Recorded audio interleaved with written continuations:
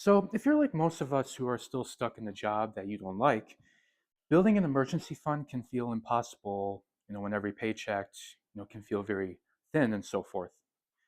But what if it actually doubled, or even if your salary, was much better, you can make the most out of your savings?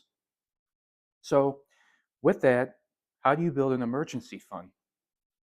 Well, if you're still in the corporate grind and, you're trying to put some money aside in the savings or maybe investing, then you can certainly build an emergency fund where it provides you peace of mind, be more calm, and be more confident about to be ready for those unexpected expenses.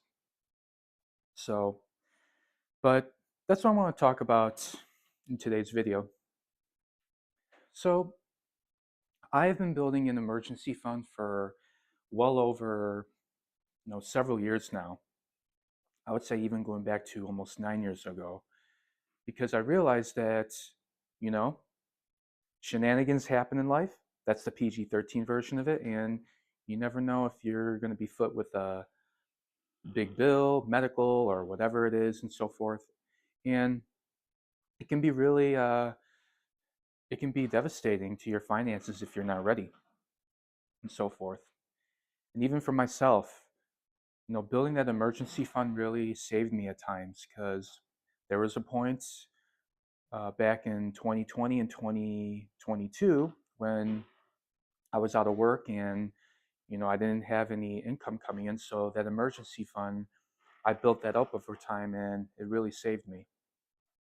Now, is it a position that I want to be in? Of course not. But, you never know what life can bring to you. And, you know, you could be in those periods where you have no income coming in. And that's where the emergency fund comes in, and so forth.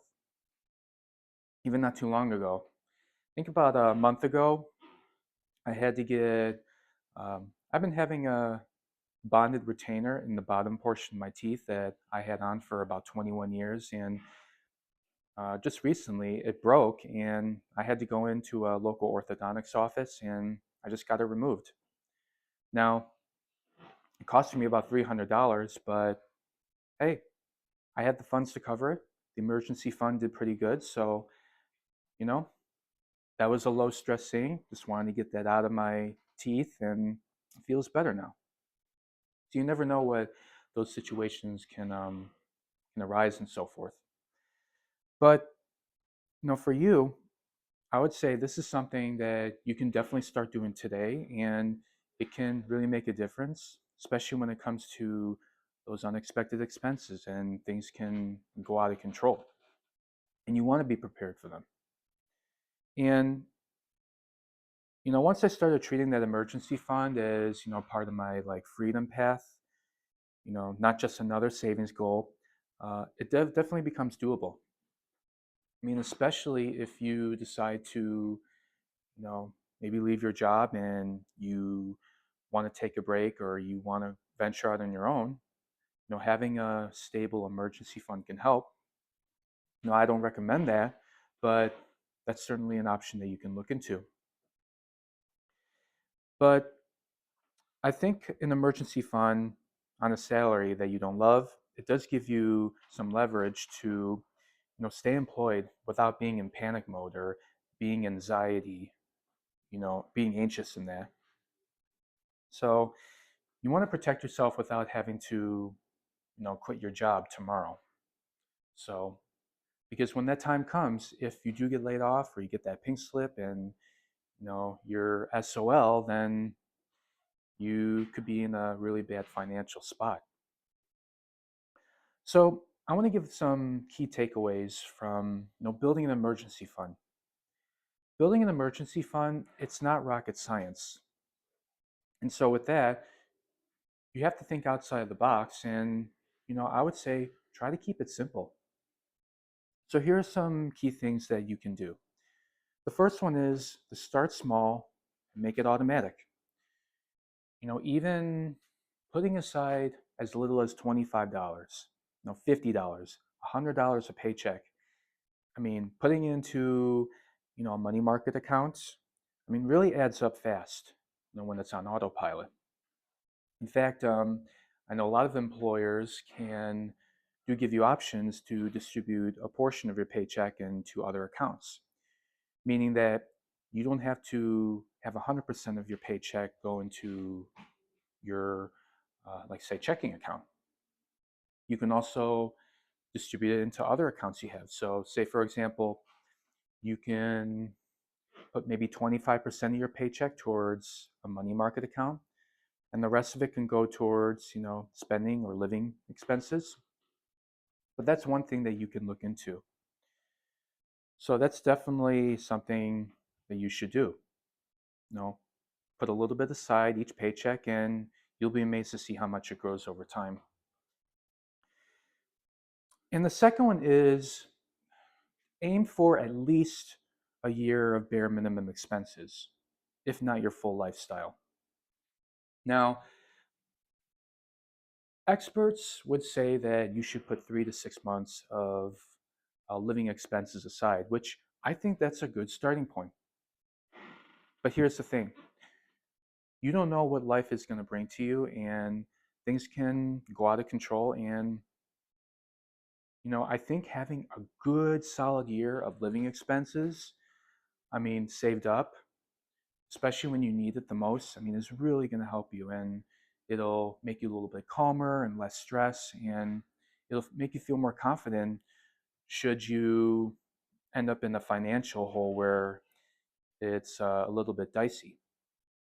So if you were to lose your job, say next week, and you were really struggling to find employment or you had no income coming in, and if that goes for 6, 8, 9, 10 months, that emergency fund is going to be a lifesaver for you.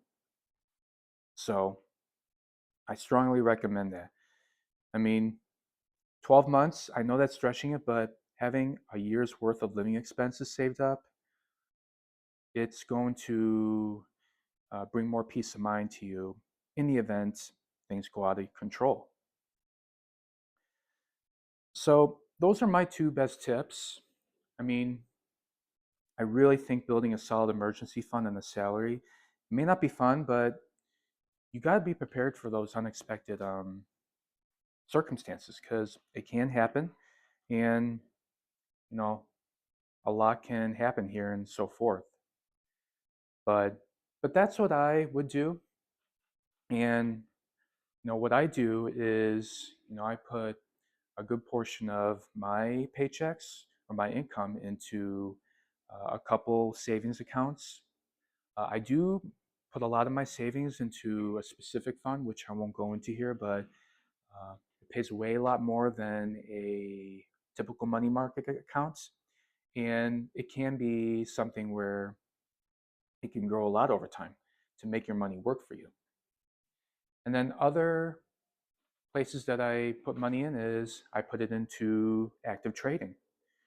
I make weekly contributions to trading because it's part of a long-term wealth building strategy, and it'll really make a difference in 4 to 5 years.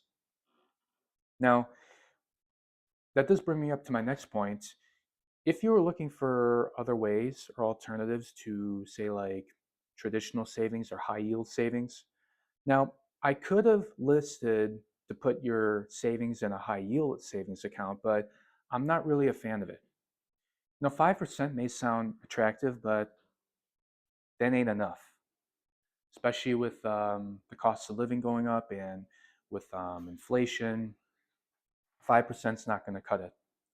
So rather than put your savings or money aside into traditional savings or high yield savings or all these other types of saving products, there are other alternatives to savings that you can put your money in. And this is something that I talk about in my latest ebook called Penny Flow versus Cash Flow.